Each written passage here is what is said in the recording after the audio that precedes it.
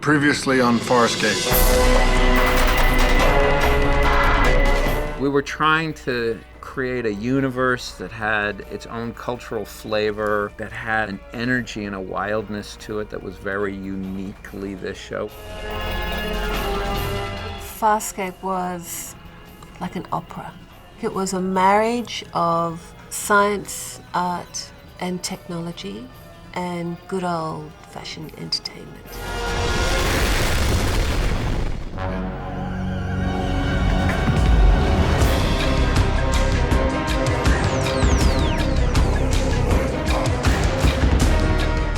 We wanted to make sure that when you turn to Fasrcape, in 15 seconds, it not only did you know it was Fasrcape, but you could never have found those 15 seconds in any other TV show on the air.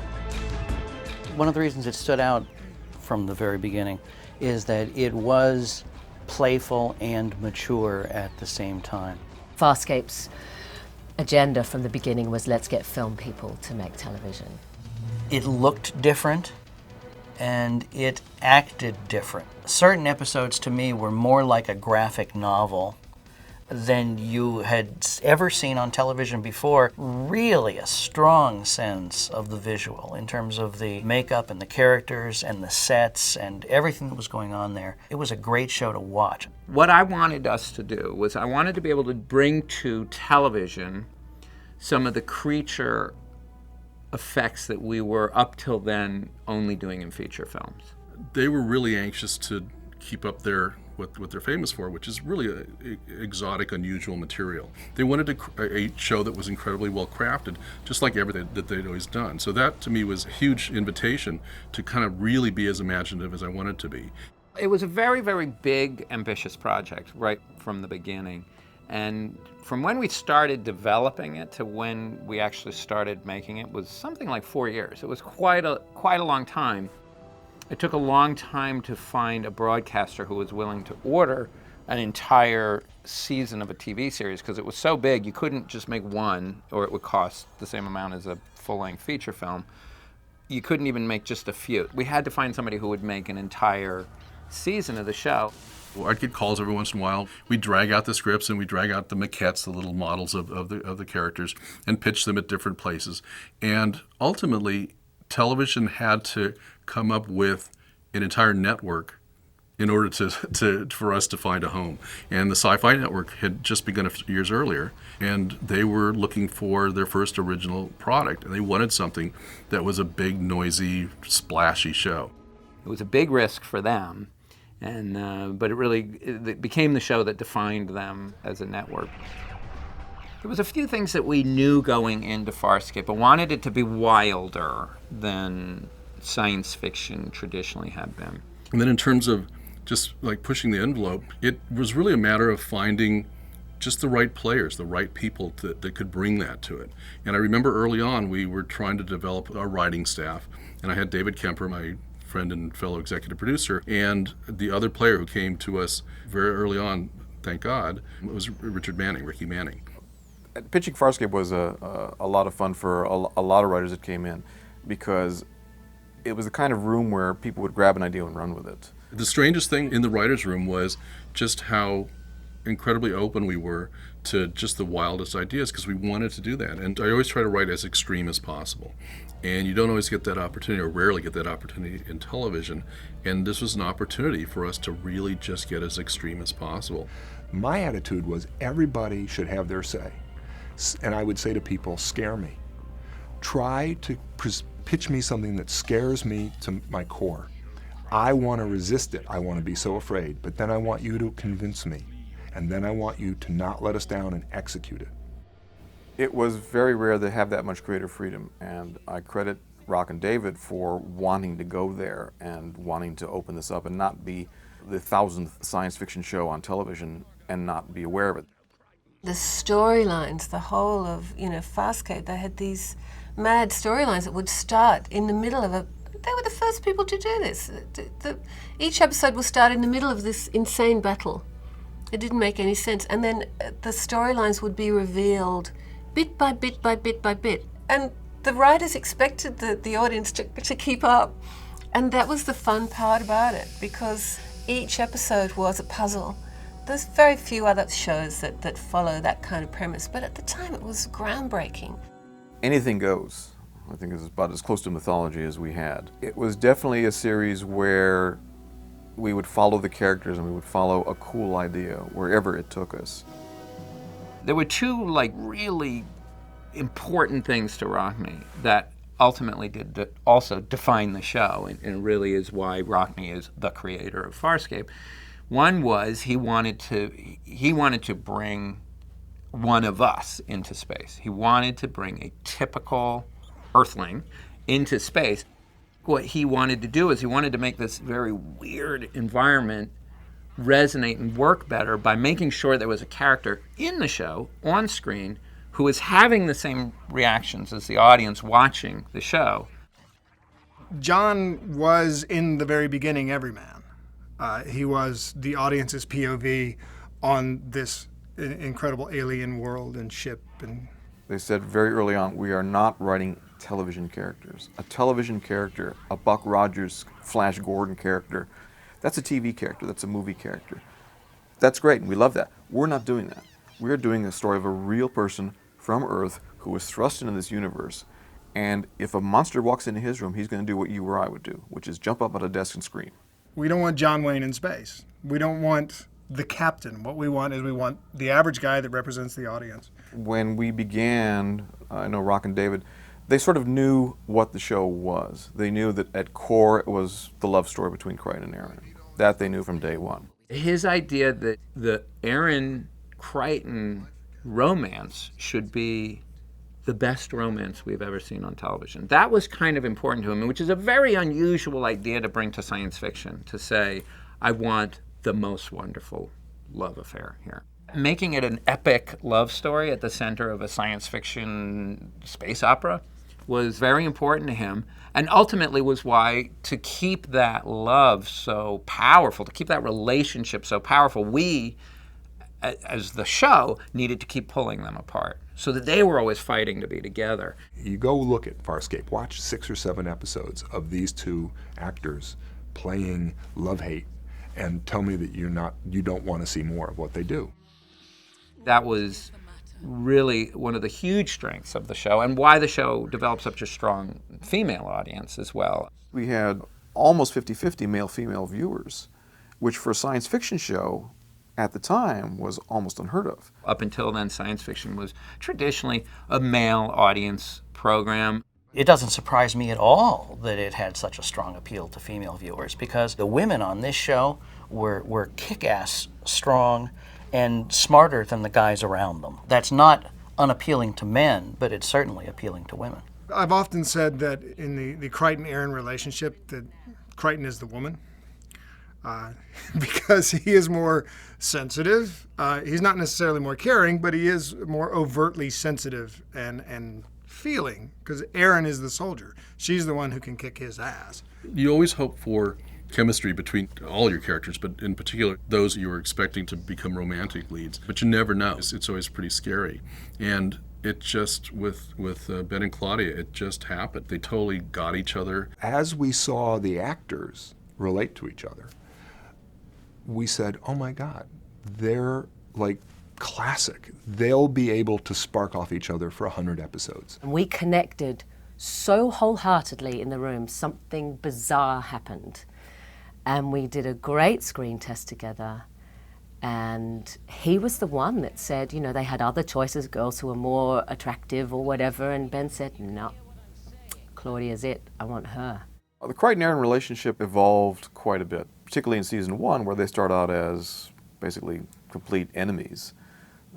She's totally suspicious of this person, as she should be. He has to really sort of earn her respect over the course of season 1, which he does. One of the great sins, supposedly, in television is that you can never put your leads together. The minute you put your leads together, the show dies. Well, we put our leads together in season 1. Sort of skated and danced around in season 2. Then we put them absolutely together in season 3 and tore them apart and finally put them back together again. Hollywood mythology would tell you that you can't do that because it kills the tension. And I think with Crichton and Aaron, it's exactly the opposite. I think they were better together. I think they were, in many ways, more interesting together. There were a couple of episodes in season 1 where things really started to change. It felt like, on a cellular level, chemically, everything just started to shift, and we started to realize that we were making something different and that we had permission to make something different and edgy. We were getting a note from Bonnie Hammer at the Sci-Fi Channel saying, just make it, edgier, darker, sexier, just go for it. The first episodes were all, again, kind of searching for the absolute correct tone of the show. Obviously, in the early episodes, the actors are kind of finding themselves and also discovering just how far we can go. And it was also finding the characters. I mean, for me, in the early episodes, clearly John Crichton was the character that we all identified with, and what Ben was bringing to it just inspired us that much more. But it was really interesting to me to watch, in particular, the character of Erin and how she grew. The one that, for me, that really was quite significant in terms of Erin's character was DNA Mad Scientist, because it was the episode where everyone else was getting an opportunity to find their home. And there's this wonderful scene between Erin and Crichton where she says, you guys can all go home, but I don't have a home. My home was the Peacekeepers. There is no place for me to go. My home is Peacekeeper territories. It's just that I can't ever go back there. Ever. It's almost like this is the trigger for Erin to become more human, because her arc really is to go from this sort of almost robotic type character into something that we would identify with as a more well-rounded woman. So she goes from sort of girl to woman. She's still the enemy. She's still cold to John, but you can see the relationship is starting to develop. And we decided to test our people. They're given what they want. You can go home. What are you willing to do for it? And so it's Lord of the Flies. Who's your friends? Who's your enemy? That's my home. The purpose comes up that if this bad villain wants Pilot's arm, we find out it'll grow back. But our characters, they're like, well, don't be selfish. They hold this creature down and they amputate an arm because they're so frelling selfish. I have a chance to go home and it's only going to cost you one of your arms. I want the arm. And it was a turning point for our show because Ben and Claudia were portraying their characters coming together, and now you have this fractiousness and you reveal what they're all capable of.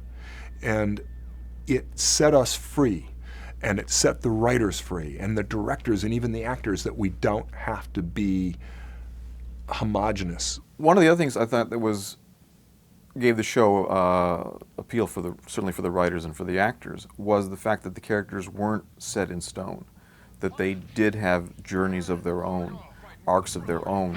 Just trying to get home, Annie M. Hey, you. The character of Crichton, I mean, what motivates him, the essence of him, I laid in the pilot. And as his father says, you can't be my kind of hero. You have to be your own kind of hero.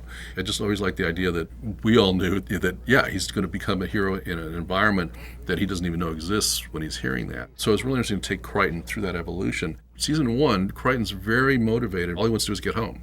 That's his whole thing. But then as he gets into later seasons and his relationship with Aaron begins to develop, and he starts to develop these relationships and he's starting to feel very comfortable, yeah, he's starting to realize that, again, it's never spoken, but it's that notion that, yeah, he is becoming his own kind of hero. John wanting to get home was a major component of season 1 and even season 2.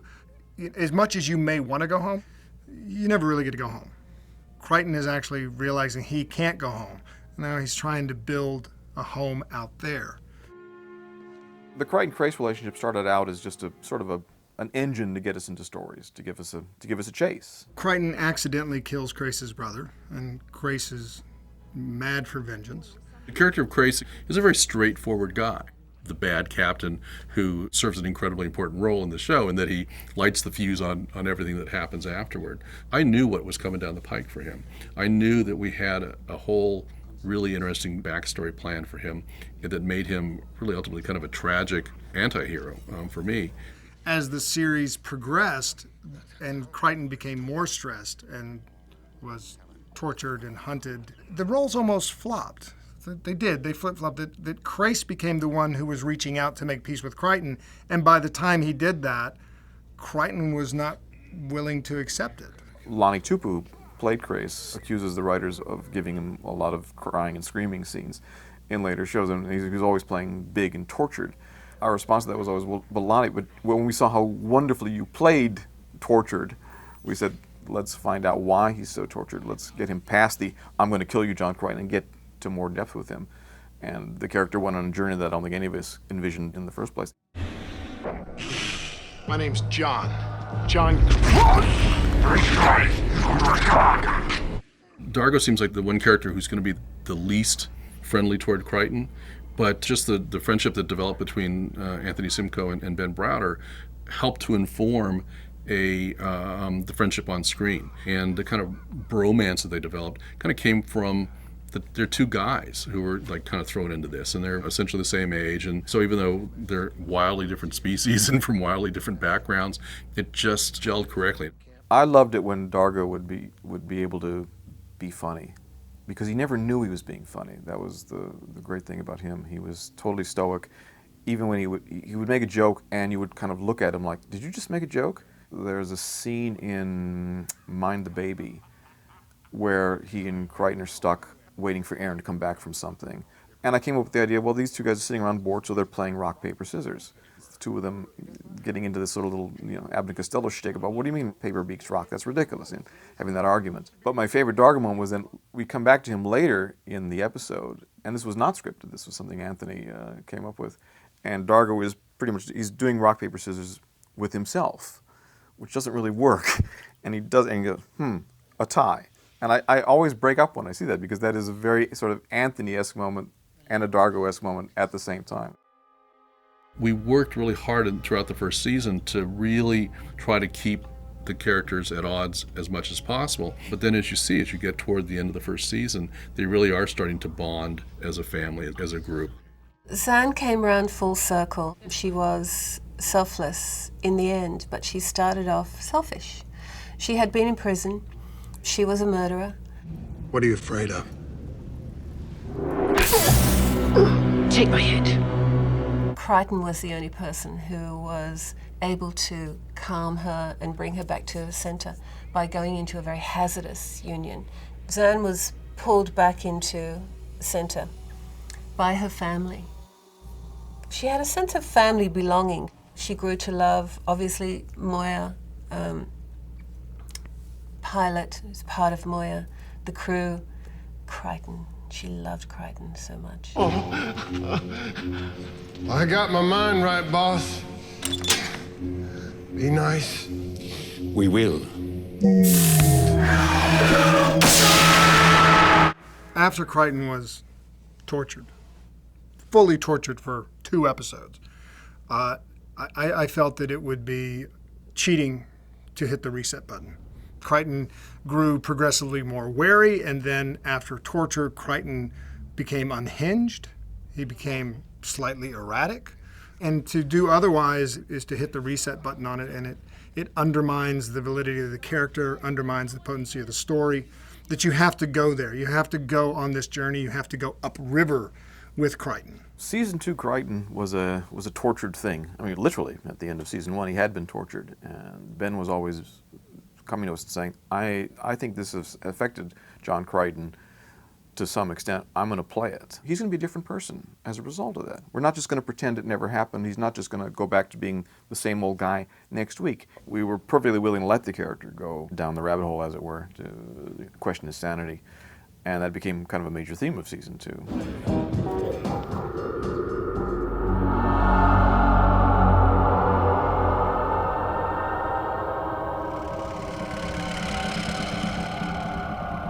Excuse me, Captain. Duty calls.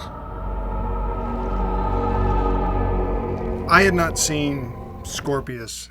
I hadn't even seen a drawing until the day that Wayne showed up to shoot the scenes. First time that I'd seen Scorpius.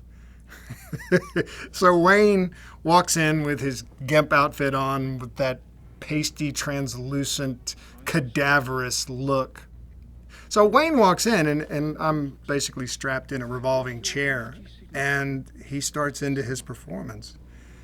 And I thought, oh my, this is very clever. It's very clever acting, a very clever cadence that he uses. Well, Scorpius was somebody that was in Rock's and David's minds from very early on. I remember Rock describing him as like, what if Mr. Spock were evil? What would happen if Mr. Spock had an agenda? And you've got this guy who's smarter than anybody else. He's really, really intelligent. He sees 4 moves ahead of anybody. Smartest guy in the room. What if he's evil? And at the end of season 1, when Scorpius is introduced into the beginning of season 2, we start this incredible journey with these villains. Scorpius, obviously, you know, we grow to like in an odd way because he becomes so much part of Crichton in later seasons. Scorpius was not a sociopath.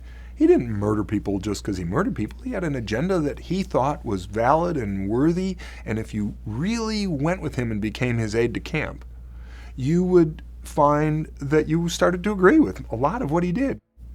Nobody is truly a villain. They have an agenda, and if we have the time in our storytelling process, we're going to give the other side. That's the nature of what we went for in the villainy of Farscape, was you had to understand them, and you should like them all. I mean, David Kemper was a brilliant strategist and politician in the way that he managed to manifest these really excruciatingly complicated dynamics and plot devices so that we would be on the edge of our seats when the episodes would come. You know, what's going to happen next? Why did they do this? You know, it feels like a betrayal when you read the episode as an actor and you say, why is my character behaving this way?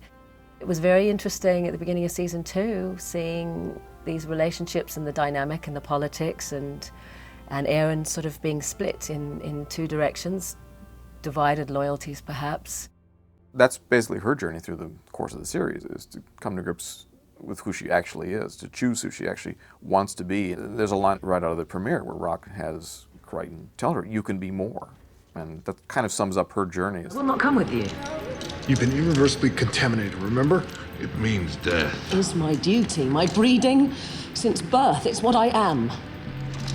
You can be more. Yes, I don't have to follow this destiny that's been imposed upon me. I can make my own way. Season 2 was just incredible for Aaron and for me. I got so many fabulous opportunities, and I really got to explore the depths of Aaron and find out about her background, and she just became a really interesting character to write for too. You have to get out of the damn chair. I don't have any choice. Come on, please, do something, do something. I don't have any options. Baby, you're not gonna die like this. You are not gonna die like this. I hope you meant what you said in the neural cluster. I did. So you're going to die. And there's somebody that you love, but you never said, I love you to. Shouldn't you say it? Her performance when she says, I love you to him, it was a critical and seminal moment in the show because it made it, now we could tell the love story because the secret's out. The death of Aaron just seemed, I think, as a sort of, if you want to call it a natural outgrowth of where the season was heading. David and Rock were always great believers in, let's go there, let's push it there. Simultaneously playing the idea that Crichton's mind was being destroyed, taken over by this thing that had been put in his head, that his sanity was getting progressively worse. In David's mind, it just became, let's take this to its natural conclusion, which is he's taken over by this alien Scorpius personality. Let's turn him evil. Let's have him under control of this thing. What's the worst thing that he could possibly do? Well, killing Aaron would be pretty bad, wouldn't it? The guilt of killing her is a whole separate issue altogether because he knew he was out of control at that point. John was no longer in control of his actions at that point. He still has the guilt of it because he remembers doing it. And, you know, really, if you did it, there's no excuse for it, even if you've got a bad guy whispering in your ear. He's responsible, so he killed her. But he got her back fairly quickly. We knew that if we were going to bring a character back that somebody else would have to go. One of the things on Fasrcape that if we had one precept, was that things should have a cost, that we didn't want to take the easy way out dramatically. If we're going to kill somebody and bring them back to life, there needs to be a cost for that. A price needs to be paid. We just got to a place where we need to earn Erin's return in a big way. We couldn't just have somebody wave a magic wand and here she comes back. We needed to really pay for her return, and we did that with the loss of Zan, which was very painful for us. We had to be true to the story and the storytelling and kind of dynamic that we'd set up for ourselves and for the viewers.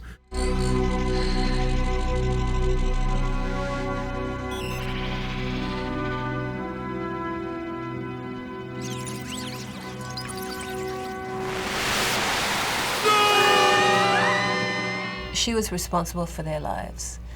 In her mind, that gave her the belonging that she needed, you know, to exist. Everybody needs to belong. And so she was ultimately like a mother. She was the mother then of Moya and Pilot and all of the life on Moya. If Moya died, then all of the life died. So it made sense to her that in sacrificing herself, she would allow everybody else to live and carry on. Peace of spirit, peace of soul. It's a tricky thing, killing a main character and doing it so early in the series. You worry that, oh my gosh, they're going to hate us. But it also makes death real in terms of the series, which raises the stakes. One of the great problems of science fiction is that no one ever dies. Well, Zan died, Dargo died, John died, and these deaths are permanent. Leaving was the hardest thing that I could do. You're not supposed to take your character home with you. You're supposed to leave your character in the makeup room at the end of the day and then go home and be yourself. But because when I used to go home, I was bald. I was still Zan. I used to take my character very, very seriously. And so it was particularly hard for me to walk away from her. But it was self-preservation, as Zan had to remove herself in order for everyone else to live. Virginia had to remove herself from Zan so that Virginia could live. I got shingles and all kinds of things, and my left-hand side of my face was paralyzed. The hours were excruciating and making me ill. Also on top of that was years without hair and eyebrows. It really just starts to distort you. And a culmination of all of that meant that I had to go. None of us realized, I don't think, at the time, that Zan really was the sanity. And everyone, they're all criminals, crazy people, inmates, nuts. Radiation. Jim Henson Company Creature Shop genius of creating these extraordinary animatronic characters like no one has ever seen before. The special effects that we had were just amazing. If you imagined that they could do it, and to be able to see Rigel moving and talking, and to see Pilot, this gigantic construct, taking up most of a room, and arms moving in all directions, it's just really amazing. We were incredibly proud of Rigel and very proud of Pilot as well. But for the audience to buy into them as actual characters, I was very proud of the work that the writers did, and then also the voice performers and the puppet performers themselves, in really kind of in making them real. And so even though Rigel was pretty rough and tumble, certainly in the first episodes, as everybody's kind of finding their footing with him, just the nature of the strength of his personality allowed him to be real and became a real character. Pilot, same thing. I will destroy you first. Rigel, now. Crichton. Now, Rigel. Crichton. Rigel, now. Now, Rigel! Take them! It's hard to top peeing explosives in my book. It was a signifier early on of, this is not your grandfather's science fiction. We're to fight and die. This one, he's some kind of higher brain function deficient.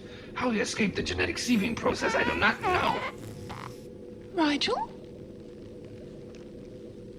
What just happened? It's a perfectly natural bodily function. and it's odorless. So your loyal subjects tell you. You fart helium? Sometimes, when I'm nervous or angry. Certainly farting helium to me kind of introduced him in like the absolute perfect way. Just everything that he was willing to eat, and the fact that, and how often he would eat. And in terms of not gross out fun, but just his willingness to be unrelentingly self-serving, to me was just made him, a phenomenal character. Frail gracefully. Well, if I must be in prison here, feed me and show me to my quarters. Just to watch the evolution from the first season and as we got into season 4, a huge frustration for all of us, obviously, was the fact that, we didn't get to go beyond the 4th season.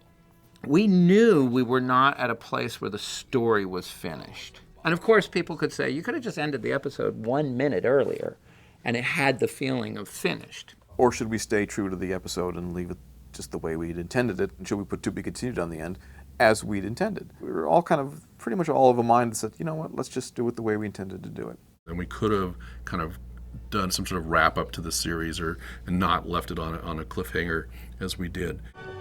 I love you.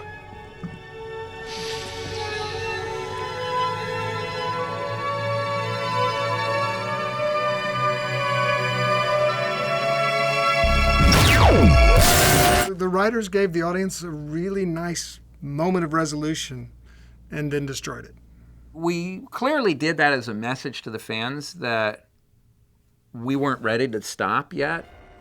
It was probably a little reckless to do that. Maybe it was reckless, but the story wasn't over. We actually, I think there was a debate as to whether we should put to be continued on the end of the miniseries. We wanted to leave it open. We wanted it to be hopeful. This may not be the end. It was just simply that we wanted to stay true to our storytelling throughout, and we certainly didn't want to do any sort of like rushed kind of wrap up at the end of season 4. It's quite a tribute to the honesty of the characters and the situations that we had built into it in those first 4 seasons, that it was not a difficult decision for us to say, no, we're going to end this episode as we plan to end it. And if that's the end of the series, then that's the end of the series. What did you imagine for your life?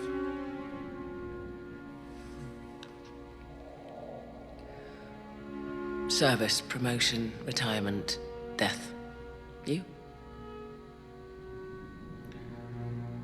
This is exactly what I imagined. It was 2002 when the show was canceled, and I was aware that there were some rather unhappy campers out in internet land. The fan outpouring of affection and of energy, and then the campaign that they put together, it blew all of us absolutely away. That it wasn't just a bunch of crazed internet people rising up and saying, we want our show back. It was the passion and the intelligence of the letter writing that caught everybody's attention. It wasn't that it was just X number of signatures on a petition. It was people writing individual letters about why this show meant something to them and why they were going to miss it so much. Tens of thousands of people were having parties all across the country, and were doing events and things and anywhere that they could get in front of a news camera. I mean, they were doing things like, you could be watching the news anywhere in America, and there'd be a sidewalk interview, and somebody would walk into the back of the shop with a sign that said, Save Farscape. They figured out really just a way to get the message out there. They were pushing sci-fi mostly to try and get them to change their mind and to do a 5th season. Because of the nature of the series, it wasn't the kind of show that was going to be widely and broadly popular. It just was too unusual. And so we really kind of hit a good, strong number and had clearly a very passionate and loyal audience. It wasn't building beyond that. Kill her! Then we'll have pizza. And margarita shooters. Go on, Joe. Kill her. Do it. Do it. Nobody has margaritas with pizza. You're out of your mind, Joe. I know. To me, there's only 2 kinds of writings, good enough or not good enough. And there's only one kind of success, which is, did you get picked up or did you not get picked up? We got picked up. We got picked up for 88 episodes.